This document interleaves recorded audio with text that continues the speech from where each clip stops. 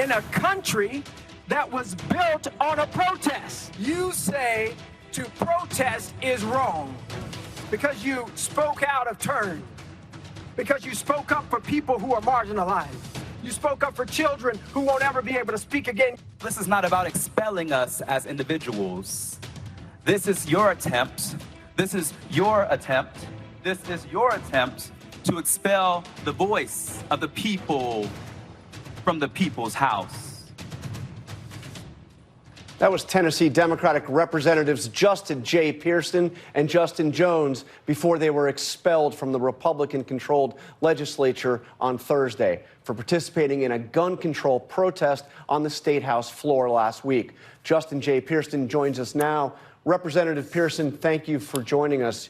You have spoken with great passion on the issue of gun violence, and I was wondering if you can tell us, I know you lost a classmate of yours to gun violence shortly before you were sworn in as a representative. What can you tell us about how that motivates you?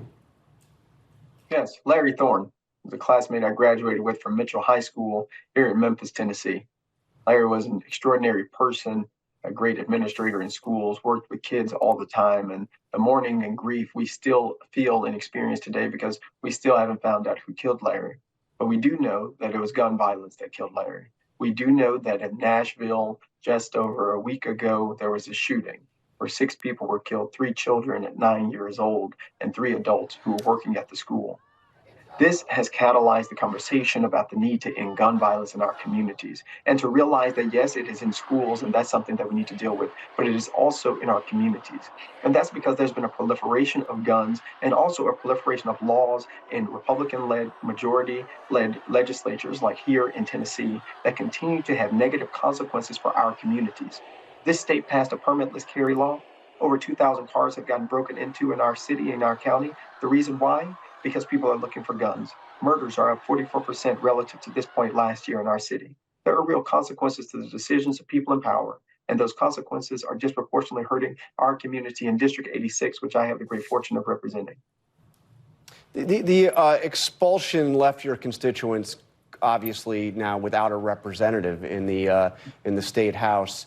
The Shelby County Board of Commissioners will have to send a replacement for you. Are they going to send you? Could we see you reinstated as early as next week?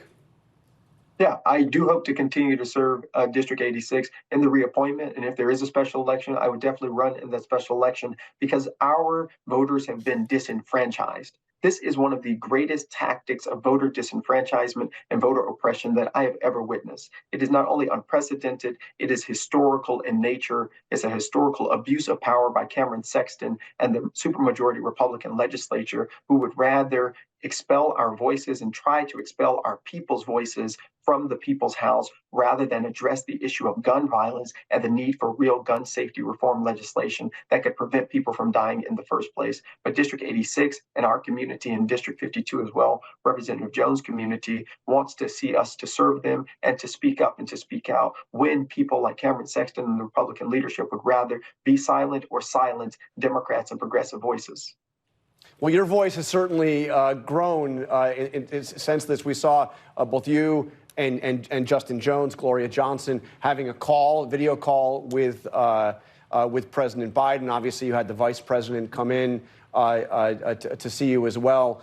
How are you going to use this platform to get done what you were trying to get done in the first place here?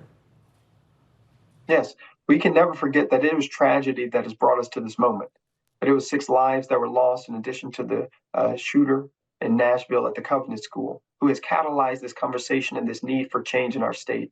And it is young people, it's children and teenagers by the thousands who continue to protest, who continue to march, who continue to raise their voices to say we need to do something to end gun violence. We need to make sure that we're banning assault weapons. We need red flag laws. We need gun storage safety laws in our state that are going to help to propel this movement. And I pray to God to be able to use my voice as a member of the state legislature to represent Memphis and Shelby County and Millington to continue to fight to pass reasonable, sensible legislation that the majority of people in Tennessee want. The reality is we have a supermajority Republican legislature that doesn't want to see progress, that prefers to listen to the NRA rather than the constituents. And in fact, the speaker had the audacity to call some of those children and some of those parents and grandparents insurrectionists. likening them to January 6th because they're demanding that their voices be heard in a democracy, which is what we have a responsibility to ensure every person feels that they have a voice in democracy and will not be silenced. All right, Representative Justin J. Pearson, thank you for joining us on This Week. We'll talk to you again soon. Thank you. Hi, everyone. George Stephanopoulos here. Thanks for checking out the ABC News YouTube channel. If you'd like to get more videos, show highlights, and watch live event coverage, click on the right over here to subscribe to our channel. And don't forget to download the ABC News app for breaking news alerts. Thanks for watching.